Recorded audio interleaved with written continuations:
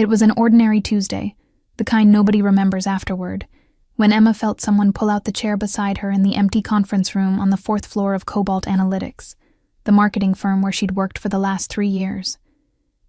She didn't even look up from her laptop until she heard the voice, low and almost breathless, belonging to Nora Whitfield from the data team down on the 3rd floor.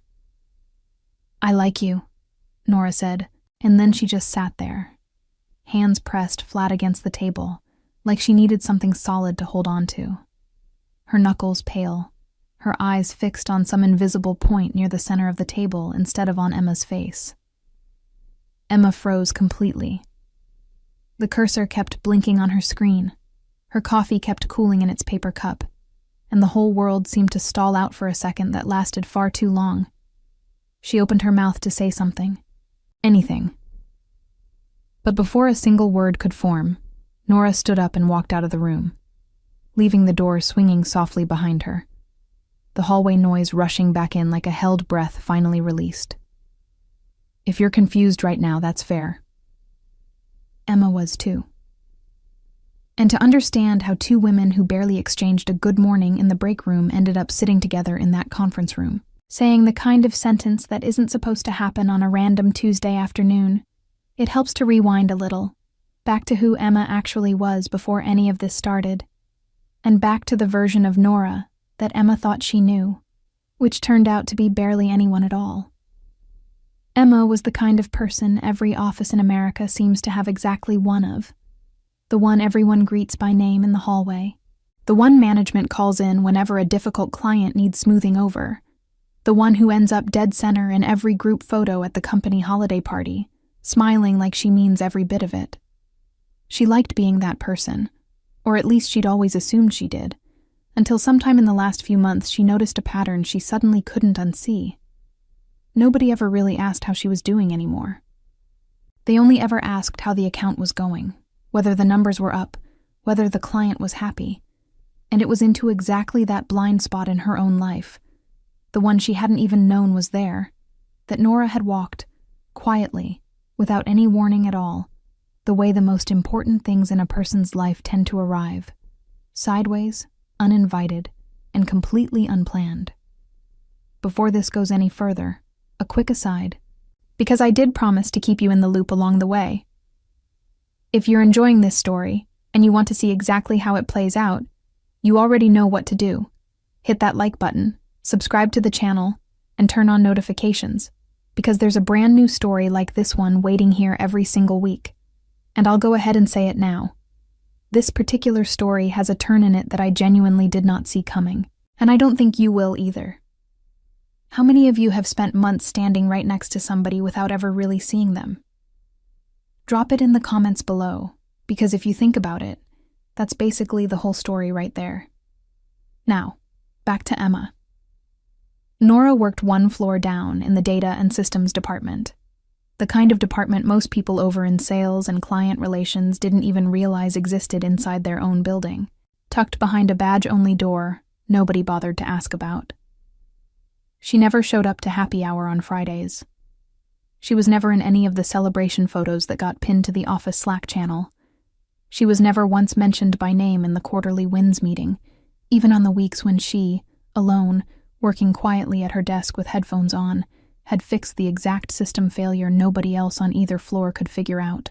Emma passed her in the elevator sometimes, nodded, maybe said a quick hi, and never once really stopped long enough to look. Until that Tuesday, when Nora sat down beside her in an empty conference room and said 4 words that changed the shape of everything that came after. 4 words Emma would replay in her head for weeks without meaning to. Emma sat there for a long moment after the door swung shut, staring at the empty chair Nora had just left behind, the seat still faintly warm from having been occupied. She replayed the sentence over and over in her head, trying to figure out if she'd somehow imagined the whole thing. She hadn't. The room felt smaller than it had 5 minutes earlier, and for reasons she couldn't quite name yet, her hands wouldn't stop trembling slightly as she gathered her things and stepped back out into the hallway, walking straight into a version of her workday that suddenly felt entirely different than the one she'd woken up into that morning.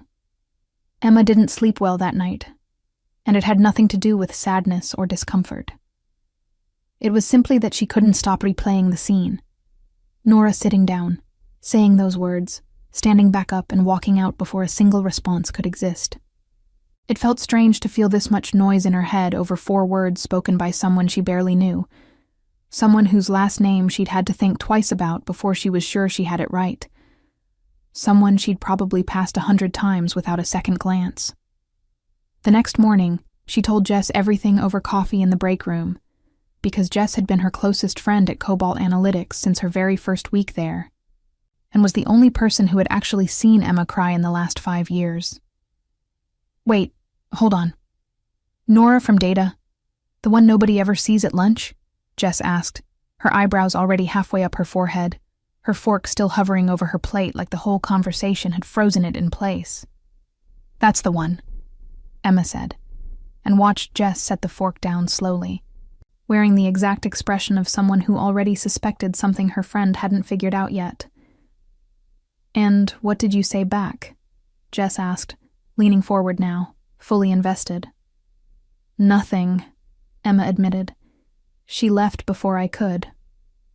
Jess shook her head, genuinely stunned, and said, Emma, you've worked in this building for 2 years with this woman, and you've never actually noticed her, not even once.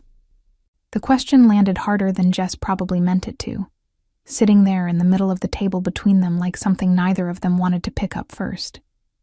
Emma wanted to argue that it wasn't quite like that she knew Nora by sight, that she knew her name, that they'd exchanged a handful of nods and half waves in the elevator over the years.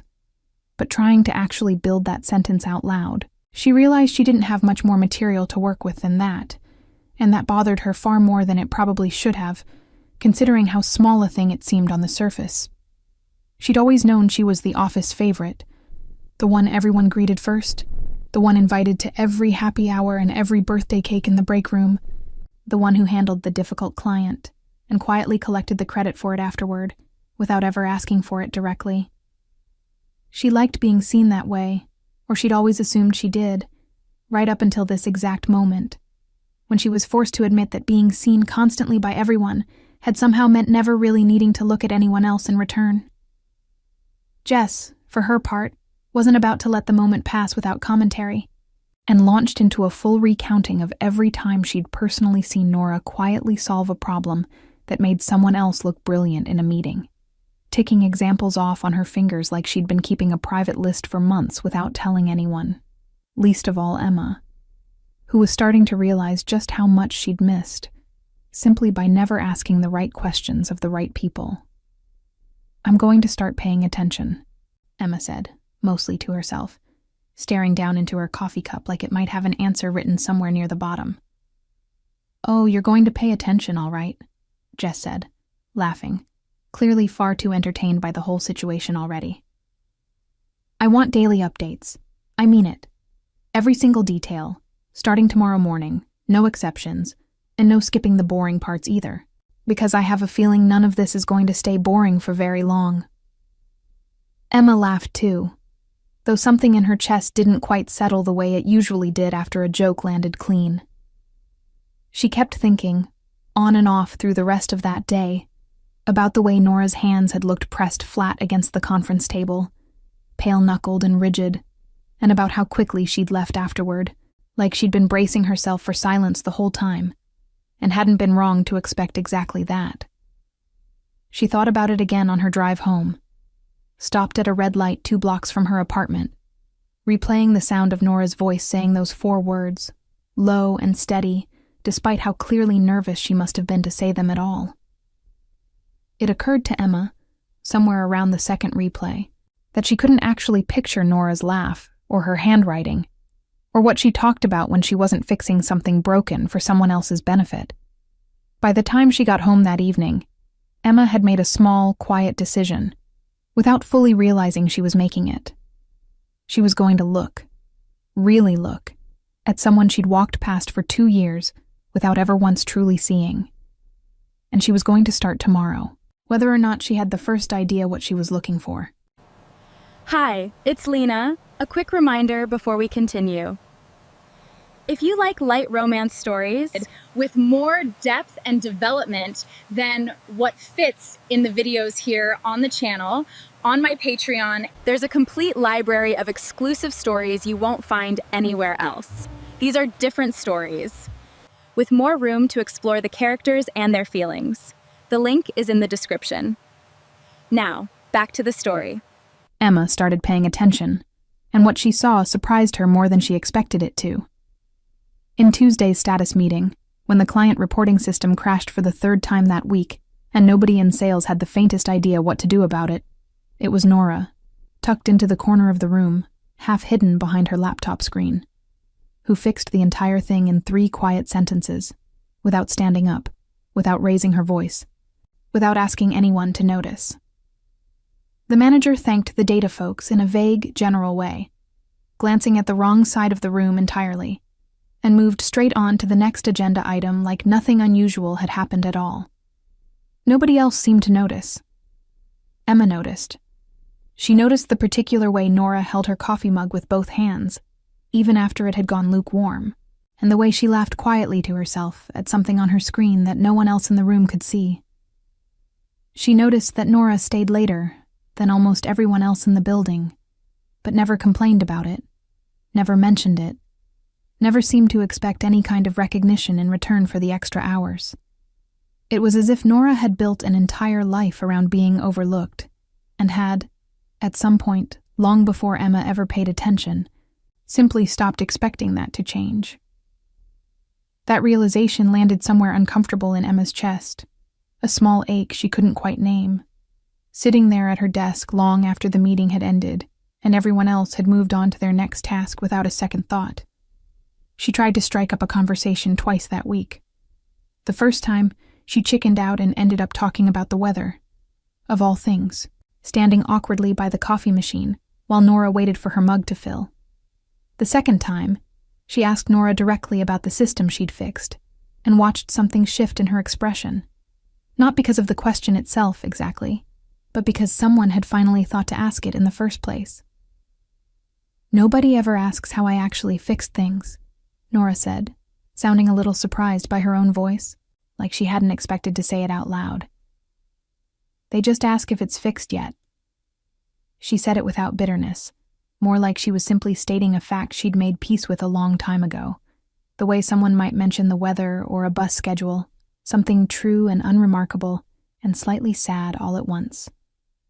Emma felt the weight of that sentence long after the conversation had ended, turning it over in her head on the walk back to her desk, then again in the elevator, then again driving home that night with the radio off, letting the silence in the car do most of the thinking for her. She thought about how many other small, quietly impressive things Nora had probably done over the past 2 years that nobody had ever bothered to ask about, herself included. That evening, she mentioned it to Jess over the phone, describing the way Nora's face had changed the moment someone actually cared enough to ask a real question. Jess went quiet for a second on the other end of the line, which almost never happened, before saying, "You're not just noticing her because of what she said in that conference room anymore, are you? You're noticing her because you actually want to know things about her." Emma didn't have a quick answer ready, which felt like an answer all on its own. She started noticing smaller things after that. The specific brand of pen Nora always kept clipped to her notebook, the fact that she ate lunch at her desk almost every single day, the small collection of succulents lined up along the edge of her monitor that somebody clearly kept alive on purpose. None of it seemed like much on its own, but taken together, it painted a picture of someone far more textured and specific than the vague background presence Emma had let her remain for 2 entire years.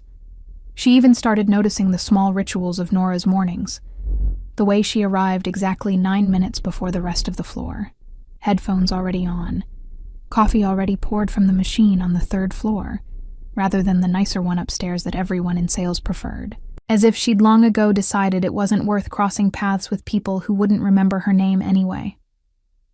Emma found herself wondering how many other small routines like that had gone completely unwitnessed for years.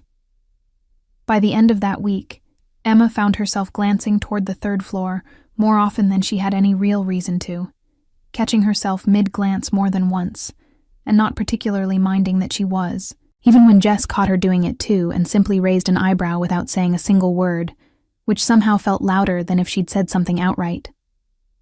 The rain came out of nowhere, the kind that turns into a full downpour in about 5 minutes flat with zero warning. Emma was standing just outside the building entrance without an umbrella, doing quick mental math on whether it was worth sprinting to the bus stop, when she heard a voice beside her. "Stuck out here too?" It was Nora, holding a small, half-broken umbrella under one arm, clearly too nervous about the wind to even attempt opening it. "Yep," Emma said, "and that umbrella looks like it's going to turn inside out the second you open it." "Oh, it definitely will," Nora said. "I've lost 2 exactly like it already this year." They both laughed, and it was the first time Emma had ever heard Nora laugh without a laptop screen between them. A low, slightly rough sound that caught her off guard in the best possible way. They ended up waiting out the storm together, sitting on the concrete steps under the small overhang that barely covered anything at all, shoulders almost touching, watching cars splash through the parking lot.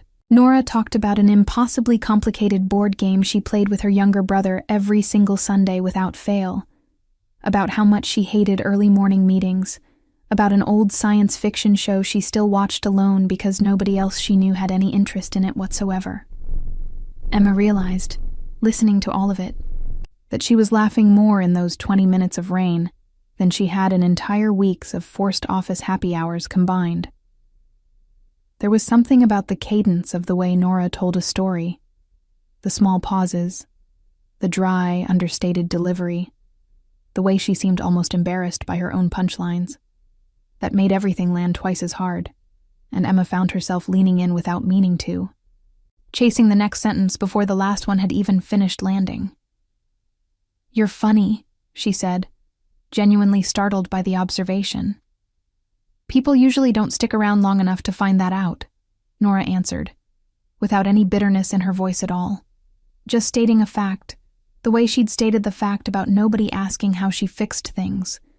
Plain and unadorned, and a little too honest for a Tuesday afternoon. She said it so simply that it took Emma a few seconds to register just how much weight the sentence was actually carrying underneath its calm delivery. The sentence kept echoing in Emma's head for the rest of that night, long after she'd gotten home and changed out of her damp clothes and sat down with a cup of tea she barely touched. When the rain finally let up, they both stood, straightened their clothes, and headed off toward their separate routines. But something had shifted, small and nearly invisible, the size of 20 minutes on a set of concrete steps. Emma drove home, thinking about small, specific details she had no real reason to be thinking about. The way Nora tucked her hair behind one ear when she laughed, the little pause she took right before every joke, as if she herself was always a bit surprised to be opening up at all. It was strange, noticing all of this now, when for 2 years she hadn't noticed any of it. Jess called that night, and Emma told her everything, word for word, replaying the whole rainy half hour in more detail than she'd meant to share. "Okay, this is not, I'm going to pay attention anymore," Jess said, after listening to the entire story in a silence that was rare for her. "This is something else entirely, and I think you already know that." Emma didn't argue with her. She just sat there on her couch, phone against her ear, smiling at nothing in particular, and let the observation stand. She thought, before falling asleep that night, about how strange it was that a 5-minute downpour had told her more about Nora than 2 full years of hallway nods ever had, and about how much she suddenly wanted to know. The rest of the story, the rest of the jokes, the rest of whatever Nora kept tucked away behind that quiet, careful exterior, everyone else in the building had simply stopped bothering to look past. The next morning, walking into the building, Emma caught herself scanning the lobby for a familiar face before she'd even had her coffee, and felt a small, unfamiliar flutter of disappointment when Nora wasn't there yet. It was such a small thing, waiting for someone to show up, but it sat with her the rest of the morning, quiet and persistent, like a song stuck halfway through its chorus, refusing to resolve into anything she was ready to name out loud just yet.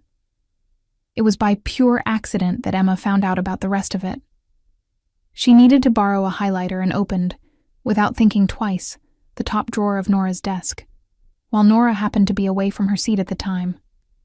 Tucked among a scattering of paper clips and sticky notes, she found a small, half-opened wrapper of a very specific brand of caramel candy, the exact brand Emma always bought from the vending machine on the second floor, hidden behind a stack of notepads like it wasn't meant to be found by anyone at all. She didn't think much of it until she mentioned it, casually, to a coworker on the same floor, asking almost as an afterthought whether they knew who that candy belonged to. "Oh, that's Nora's," the coworker said, laughing a little.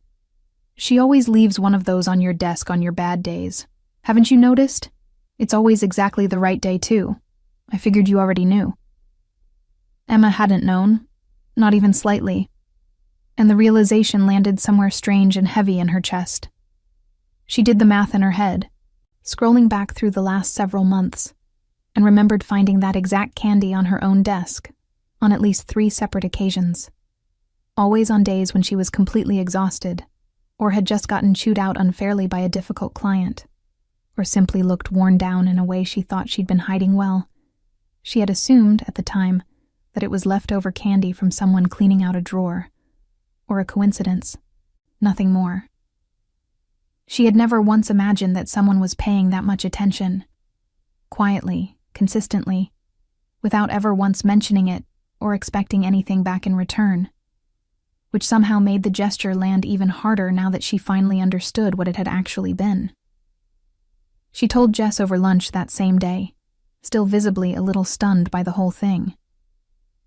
"She's been noticing you this entire time," Jess said, completely unsurprised. "And you only just started noticing her back last week." "I know," Emma said, feeling her face go warm, some uncomfortable mix of embarrassment and something far more tender that she still didn't have a name for yet. "That's bad, right?" "That's human," Jess corrected her, gently, for maybe the first time in that entire conversation. "But now that you know, what exactly are you going to do about it?" Emma didn't have a ready answer. She only knew that passing Nora in the hallway had stopped being a small, forgettable detail of her day, and had become, without her fully agreeing to it, the exact moment she found herself looking forward to most, even if she wasn't yet willing to say that out loud to anyone, Jess included. That afternoon, she found herself replaying every small interaction she'd ever had with Nora over the past 2 years, searching for other signs she might have missed entirely. A comment here, a gesture there, some small kindness she'd chalked up to nothing at all. The more she looked, the more she found, and the more unsettled she felt about just how much she'd managed not to see. She remembered a printer jam Nora had quietly fixed for her once without being asked, remembered a time Nora had stayed an extra 20 minutes, just to walk her through a report line by line without ever once making her feel behind, and realized, piece by piece, that she'd been collecting evidence of this for years, without ever assembling it into anything resembling the full picture. She thought about buying Nora a candy of her own, something small and specific in return, and then talked herself out of it twice before finally deciding against it entirely, worried it might come across as forced, or performative, or like she was simply trying to even a score that had never actually been a competition in the first place. Instead, she made a point of stopping by Nora's desk the next morning, with 2 coffees instead of 1, and setting the second one down without much ceremony, saying only, "I didn't know if you'd already had one." Nora looked up, clearly caught off guard, and there was a flicker of something unguarded in her expression, before she managed to compose it back into something more careful. "I hadn't," Nora said quietly. "Thank you." It wasn't a large gesture. It wasn't even a particularly clever one. But it was the first time Emma had ever deliberately chosen to notice Nora first, instead of the other way around, and something about that small reversal felt like it mattered far more than the coffee itself. By the end of that day, Emma realized she'd been finding small reasons to walk past the 3rd floor at least 4 separate times, and that she'd stopped pretending, even to herself, that those trips had anything to do with the printer. The opportunity arrived in the most bureaucratic way imaginable. A data review project for one of Cobalt Analytics' biggest clients, with a tight 2-week deadline, requiring someone from client relations to work closely alongside someone from data for the entire stretch. The department head glanced down the list of available staff, saw 2 names with open calendars, and assigned Emma and Nora without a second thought, with absolutely no idea of the quiet earthquake that decision was about to set off in both of their lives. The first few meetings were strangely formal, both of them clearly on guard, trying to maintain some professional distance after the rain, after the discovered candy, after everything that had shifted without either of them saying a single word about it out loud. They kept the conversation strictly on spreadsheets and deadlines, both very deliberately not mentioning anything that had happened over the past 2 weeks, even as the silence between topics grew a little longer and a little more charged each day. But 2 weeks is a long time, especially when you spend most of it sitting 3 feet apart from someone you can't quite stop noticing anymore, no matter how hard you try to keep your eyes on the spreadsheet in front of you instead of the person beside you. By the 3rd day, Nora made a dry, understated joke about a particularly ugly spreadsheet that nobody else in the room laughed at, and Emma laughed so hard she had to apologize to the entire room afterward, red-faced, still grinning behind her hand. By the 5th day, they stayed later than planned and ordered takeout to the office, eating side by side at the same small conference table, trading opinions on shows neither of them should have still been awake to discuss at that hour, the empty containers pushed to one side of the table between stacks of printouts. There was a particular way Nora leaned in to explain something technical, drifting closer without seeming to notice she was doing it, tracing a finger along a column of numbers on the screen. That made Emma's pulse pick up in a way that felt completely unjustified for an explanation about database architecture. She started finding excuses to ask more questions than she strictly needed answered, just to keep that particular posture, that particular closeness, going a little bit longer each time, and told herself it was purely professional curiosity, which fooled absolutely no one, least of all herself. Jess, who was receiving daily updates exactly as promised, summed it up perfectly one of those evenings over the phone.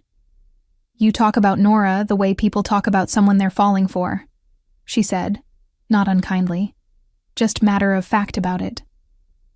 "Except you still haven't admitted that to yourself yet, have you?" "I have admitted it," Emma said quietly, mostly to herself, staring at her own reflection in the darkened kitchen window. "I just don't know what to do about it yet." Jess let the silence sit for a moment before adding, more gently, that she didn't need to know exactly what to do yet. She just needed to stop pretending she didn't feel anything at all, which was a different problem entirely from not having a plan. On the last day of the project, when they handed in the final report and the department had offered a generic thank you to the whole team, without singling anyone out by name, Emma watched Nora lower her eyes the exact same way she always did in moments like that, accepting the anonymity the way someone accepts weather they can't control, without complaint, without even the smallest flicker of surprise. Something in Emma tightened watching that happen, a small, sharp discomfort she hadn't fully anticipated, seeing firsthand just how automatic that particular disappearing act had become for Nora. How practiced, how unremarkable it must have felt to her by now, after years of quiet repetition that nobody around her had ever bothered to interrupt. It was exactly there, in that specific, quiet moment, standing near the conference room door, while everyone else filed out toward the elevators, that Emma decided she wasn't going to let this particular instance of it slide by unnoticed, the way every other instance apparently had before she'd started paying attention at all. She didn't say anything that afternoon, but she spent the entire drive home turning over exactly what kind of gesture would actually mean something real, rather than just feeling good to make in the moment. Turning the question over and over until an idea started to take a shape, she wasn't yet sure she had the nerve to follow all the way through on. It was in that same empty conference room, at the end of that same afternoon, that Nora asked to speak with Emma. Really quick, a phrase that, judging by the look on her face, promised to be anything but quick. She sat down beside her this time, not across from her, as if she needed the proximity itself just to find the nerve to keep talking. Her hands laced together on the table, her eyes fixed on some point near her own knuckles instead of on Emma's face. "I need to tell you something, and you can pretend you didn't hear it afterward if you want," she began, her voice low and steady. Despite everything, it was clearly costing her to stay that composed. "I like you, not just from the project, from a long time before that." The words came out slower this time, deliberate, like she'd rehearsed them and abandoned the rehearsal halfway through anyway. This time, Emma didn't freeze. She'd spent enough sleepless nights turning this exact moment over in her head, imagining every possible version of it, that when it finally arrived for real, some steadier part of her simply took over. The part that had already decided, somewhere between the rain and the candy and the 2 weeks of the project, exactly how she wanted to answer if she ever got the chance. She reached over slowly, letting her fingers rest against Nora's cheek, guiding her gently until their eyes finally met across the small space between them. The silence that followed wasn't empty. It was full of every single thing both of them had been quietly swallowing down through weeks of careful, cautious proximity, full of rain-soaked steps and forgotten candy wrappers, and a coffee set down without ceremony on someone's desk, full of 2 years of near misses finally collapsing into one single deliberate moment. "I like you too," Emma said, and her voice came out steadier than she expected it to. "I think I've liked you for longer than I've been willing to admit, even to myself." Nora smiled then, that rare, unguarded smile Emma had already learned to watch for without quite realizing she'd started doing it, the one that only ever showed up when Nora forgot, for just a moment, to be careful. They leaned toward each other slowly, unhurried, as if they both wanted to hold on to every single second of it before it actually happened. When their lips finally met, it was tender. Nothing more than the warmth of 2 people who had finally stopped pretending they didn't feel something real for each other. A soft, unhurried kind of closeness that asked for nothing beyond the moment itself. Nora's hands came up to rest against the sides of Emma's face, and they stayed there, suspended somewhere between the touch and the certainty of it. For a stretch of time, neither of them bothered to measure or track. The conference room around them, with its cold fluorescent lighting and its half-erased whiteboard, seemed to fall away entirely, replaced by something smaller and warmer and entirely their own. Somewhere outside the room, a phone rang unanswered at an empty desk, and neither of them so much as flinched at the sound. It was the kind of quiet that only exists between 2 people who have stopped performing for anyone else in the building. The kind of quiet Emma hadn't realized she'd been missing until it finally arrived, patient and unhurried, and entirely unbothered by the ringing phone or the late hour or anything at all outside that particular room. When they finally pulled back, foreheads nearly touching, Emma felt something she hadn't felt in a very long time. The calm, settled certainty of being exactly where she was supposed to be, sitting in an empty conference room on an ordinary Thursday evening, holding the hand of someone the rest of the building had spent 2 years failing to notice. Neither of them moved to leave right away. They sat there instead, foreheads still close, letting the moment stretch out a little longer than either of them strictly needed to, both of them smiling in the slightly dazed way people smile right after something they'd wanted for a long time. Finally, actually happens. Outside the glass wall of the conference room, the office had mostly emptied out for the evening, leaving them, for once, with nobody left to perform for at all. The panic didn't arrive right away. It showed up later, alone in her apartment, when Emma found herself staring at the ceiling at 3 a.m, with one question hammering at her on repeat. What if she ruined this? It wasn't doubt about what she felt. That part, strangely, seemed like the clearest thing in her entire life right now. The fear was something else entirely, something harder to name and harder to argue with in the dark, something that kept circling back no matter how many times she tried to reason her way out of it. What if Nora, after years of being overlooked by everyone around her, decided this was just some passing novelty. What if Emma, historically terrible at sustaining attention on anything that wasn't work, ended up disappointing the exact person who deserved, more than anyone, to finally be truly seen? The thought looped over and over until it stopped sounding like a fear and started sounding like an inevitability she was somehow already bracing for. She started pulling away without quite realizing she was doing it. Her replies got shorter. She avoided being alone with Nora after work hours, inventing small, flimsy excuses to leave early, to take a different hallway, to schedule calls at times she knew Nora would already be gone. She told herself it was caution. It felt, more honestly, like cowardice dressed up as something more reasonable. Nora noticed. Of course she noticed. She noticed everything. But she didn't push. She simply got quieter too, in the particular way of someone who had far too much practice being set aside and who didn't want to be caught off guard by it happening again from someone she'd actually let herself hope about. She stopped leaving little things on Emma's desk, stopped lingering by the coffee machine at the same time each morning, and told herself quietly that she'd known better than to expect anything different in the first place. Emma noticed the absence of those small gestures almost immediately, and it stung in a way she hadn't fully prepared herself for, a sharp little confirmation that her own retreat was already doing exactly the damage she'd been afraid of causing, except now it was actually happening instead of staying safely hypothetical. It was Jess who finally confronted Emma directly, without softening it at all, on a Thursday evening over takeout containers neither of them had touched. She'd noticed the shift in Emma's mood for days before saying anything, and had finally decided enough was enough. "You're doing to her exactly what everyone else has always done," she said flatly. "You're ignoring her again. Except this time it's worse, because she finally thought she'd actually been seen." "I don't want to do that to her," Emma said, feeling her voice catch in a way it rarely did. I'm scared I'm going to ruin it." "Then stop ruining it in advance," Jess said, softer now, some of the edge gone from her voice.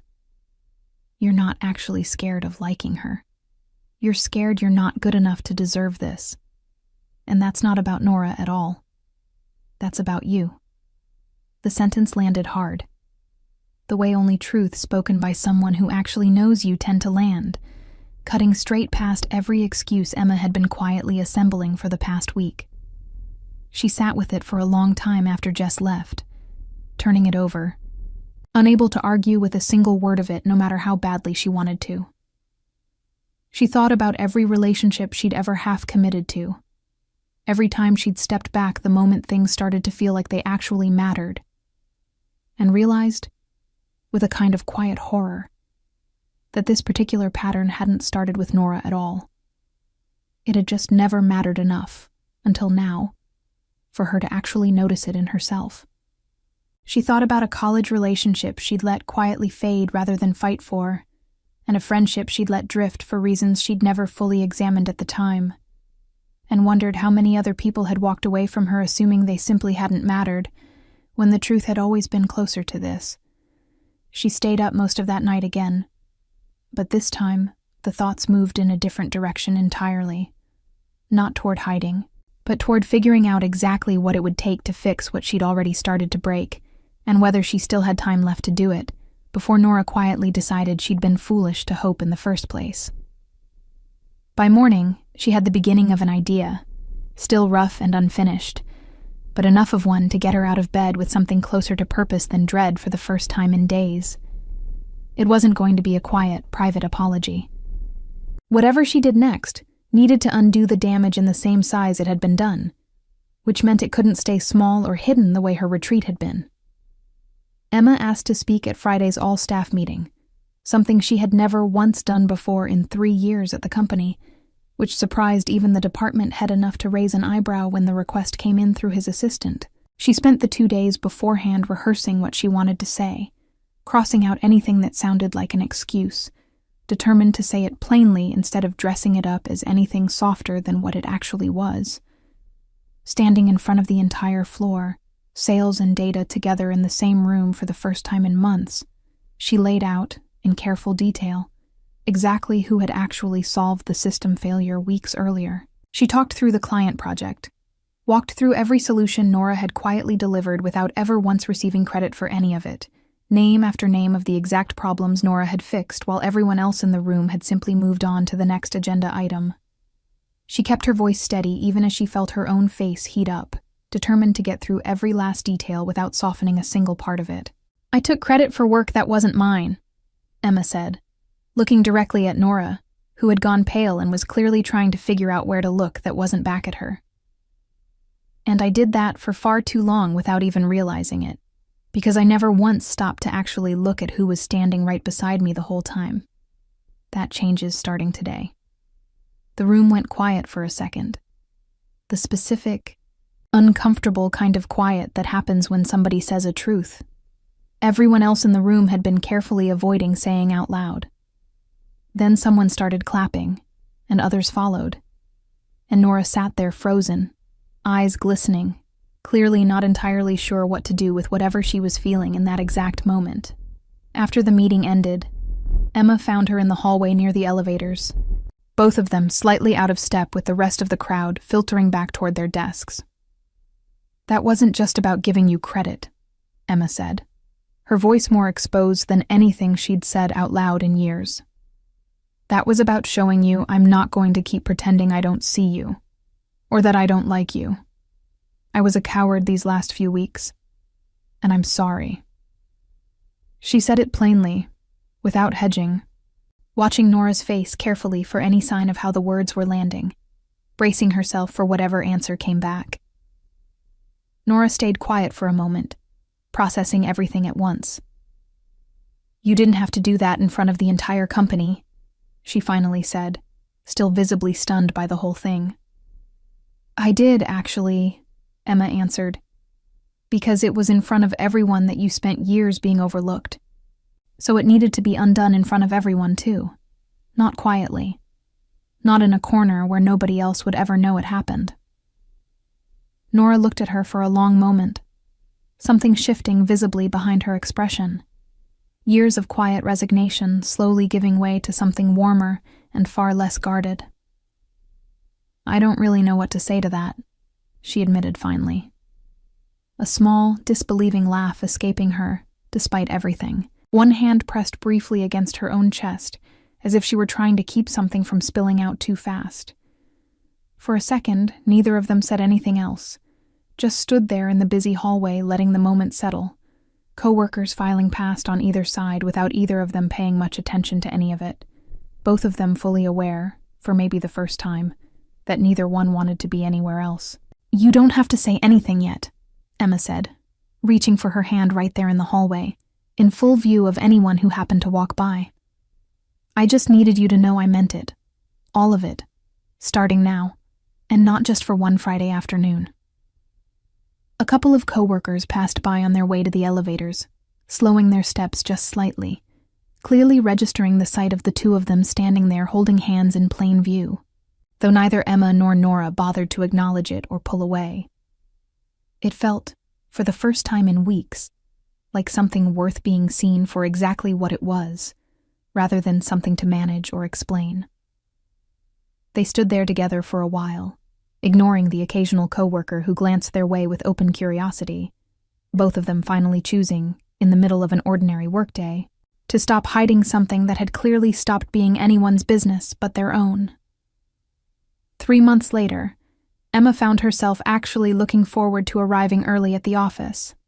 Not for the coffee, but because it meant 10 quiet minutes with Nora before the rest of the floor filled up with noise and meetings, and everyone else's version of a normal workday. Those 10 minutes had quietly become her favorite part of most days, more than she would have predicted for herself a year earlier. She'd bring 2 coffees without needing to ask anymore, set one down on the corner of Nora's desk, and sit on the edge of the empty desk beside her while the building slowly woke up around them, badges beeping through the front doors one by one. She'd learned, over those 3 months, that Nora still turned shy whenever someone praised her work in public, but that she no longer lowered her eyes quite the same way she used to, because she finally had someone beside her who kept saying, out loud, exactly what she'd deserved to hear for years. She'd learned other things too. The specific way Nora took her coffee, the shows she rewatched when she couldn't sleep, the quiet, dry humor that had been there the whole time, waiting for someone to actually stick around long enough to notice it. On an unremarkable Friday afternoon, sitting together on the same concrete steps where they'd once waited out that sudden downpour months earlier, Nora rested her head against Emma's shoulder, settling into a silence neither of them felt any need to fill with words. The overhang above them was the same one that had barely kept the rain off that first afternoon, and neither of them had ever mentioned moving somewhere else to sit since, as if the steps themselves had become part of the story they were now living inside of. "You know what's funny?" Nora said eventually, her voice soft against the quiet of the parking lot around them. "I spent 2 entire years assuming you'd never actually notice me. And I spent 2 entire years being noticed by absolutely everyone except myself," Emma answered, pressing a kiss to the top of her head. "You were the first person who made me actually want to be seen for real, too." They stayed like that a while longer, in the kind of silence that only exists between two people who have finally stopped hiding from each other, watching the parking lot slowly empty out car by car as the workday wound down around them. Jess found them there eventually, walking out to her own car, and simply shook her head at the sight of them without saying a word. Though the grin on her face said more than enough on its own, the kind of grin that had clearly been waiting months for exactly this scene to finally happen. She'd been the one person keeping quiet, patient track of the whole story from the very beginning, from the first confused phone call about a stranger from the data floor to this exact moment, and something about finally watching it land settled a small satisfaction in her she didn't bother hiding either. She called out, half joking, that she expected to be maid of honor whenever this eventually got that far, and kept walking toward her car without waiting for an answer, laughing to herself the whole way, leaving the two of them alone again on the steps to roll their eyes at each other and say absolutely nothing in response, which was answer enough on its own. Later that evening, at Nora's apartment, they ordered takeout and argued good-naturedly over which show to watch. The kind of small, unremarkable argument that only really happens between two people who've already settled into something lasting, something that doesn't need grand gestures anymore to prove it's real. They ended up watching Nora's choice anyway, curled up together on the couch, and Emma found she didn't mind losing that particular argument at all. If you asked Emma today what she remembers most about that strange Tuesday in the empty conference room, she wouldn't say it was the sentence itself, though she still remembers every word of it perfectly, down to the exact pause between I and like. She'd say it was her own heart, quietly following Nora out of that room weeks before her mind finally caught up and gave her permission to feel it. And if you asked Nora, she'd probably just smile that same rare, unguarded smile and say that some people take a little longer to notice what's right beside them, but that when they finally do, it tends to be worth every single overlooked year that came before it.